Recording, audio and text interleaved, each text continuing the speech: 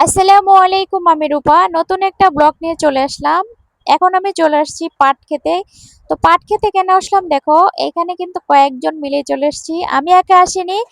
এইখান থেকে অনেকগুলো পাট শাক তুলে নিয়ে আজকে কি করব দেখো।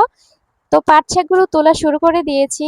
তাড়াতাড়ি তোলার জন্য কয়েকটা পাট শাক গাছ একসাথে করে দেখো, এই যে আমার জেডি আসছে, আমার পাড়া প্রতিবেশী কাকিরা সবাই আসছে, একসাথে কয়েকটা গাছ আর কি এভাবে করে কয়েকটা পাতা একসাথে এভাবে আমি করে তুলতেছি তাড়াহুড়ো করে, যেন সবার থেকে বেশি তুলতে পারি এভাবে আমি আর কি তুলতেছি।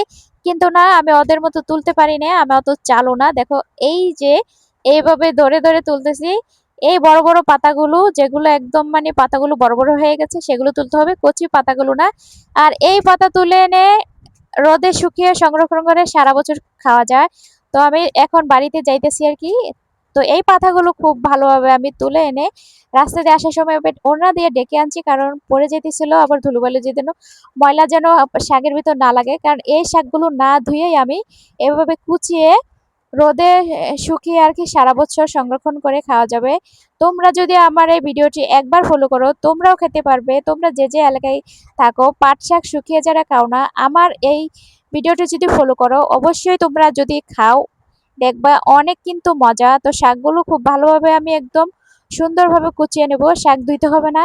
বৃষ্টির পরে শাক তুলতে গিয়েছিলাম, মানে গতকালকে বৃষ্টি হয়েছিল, তখন কিন্তু এই শাকগুলো এমনিতে বৃষ্টির পানিতে পরিষ্কার হয়ে গেছে। আর এই শাক তুলে কিন্তু ধুইতে হয় না, ধুইলে লোট লোট হয়ে যায়, বিজল বিজল হয়ে যায়। এজন্য না ধুয়ে এভাবে কেটে সরাসরি রোদে শুকাতে দিতে হয় আর কি। হ্যাঁ, তো পাট শাক তুলে এনে রোদে শুকিয়ে সংরক্ষণ করে সারা বছর খাওয়া যায়। এটা তোমরা দেখো, ভিডিওটি তোমরাও পারবে, একদম ইজি, একদম সহজ, কোনো টাকা পয়সা লাগবে না, শুধু একটু সময় দিলেই হবে। যখন কোনো কিছু খেতে ভালো লাগবে না। আর আজকে কিন্তু মোটামুটি ভালোই রোদ এসেছে, তো আমার প্রথমে একটা চালন আমি কেটে নিয়েছি, সুন্দরভাবে কুচিয়ে দেখো কোনো রকমে আর কি কুচিয়ে নিয়েছি। অতটা সুন্দর আর কি ছোট ছোট করে কুচাতে পারি না, যতটা পারি ততটাই আর কি। নিজের কাজ নিজের তো করতেই হবে। তাই এখন আমি আমাদের ওয়াশরুমের যে ছাদ আছে ও ছোট, ওখানে আর কি শাকগুলো আর কি রোদে শুকাতে দিতেছি। আমি ভাবতেছি এই শাকগুলো যেন খুব তাড়াতাড়ি শুকিয়ে যায় আর কি, তার জন্য তাড়াহুড়া করতেছি।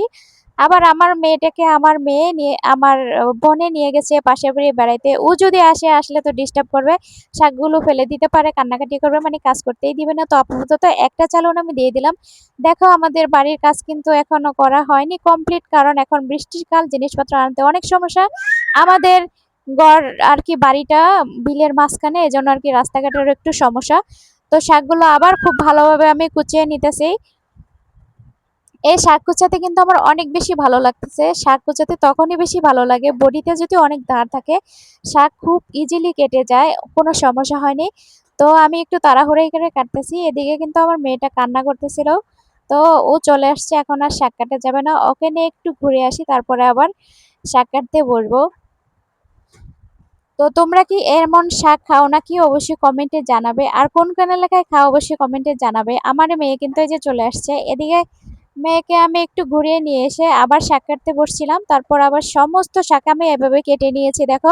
রোদ্রে যখন শুকাতে দিলাম তখন মোটামুটি ভালোই 2-3 মিনিট রোদ ছিল, তারপরে থেকে একদম রোদ নাই, একদম মনে হয় কি সকালবেলা হয়ে গেছে। আর একটু একটু বৃষ্টি পড়ছিল, সেই বৃষ্টি থেকে কিন্তু 3-4 দিন যাবত এখন বৃষ্টি হচ্ছে। এই পাট শাক এক রোদে শুকাতে পারলে সবচেয়ে বেশি ভালো হয়, না হয় কালো কালো হয়ে যায়। এখন তো বৃষ্টি নামতেছে, মানে কয়েকদিন যাবত আমার শাকগুলো আর শুকানো গেল না, খুবই কষ্ট পেলাম আর কি। তো তোমাদের সাথে আমার এই ভিডিওটি শেয়ার করলাম, কেমন হয়েছে অবশ্যই কমেন্টে জানাবে। তো আজকে ছিল এই পর্যন্ত।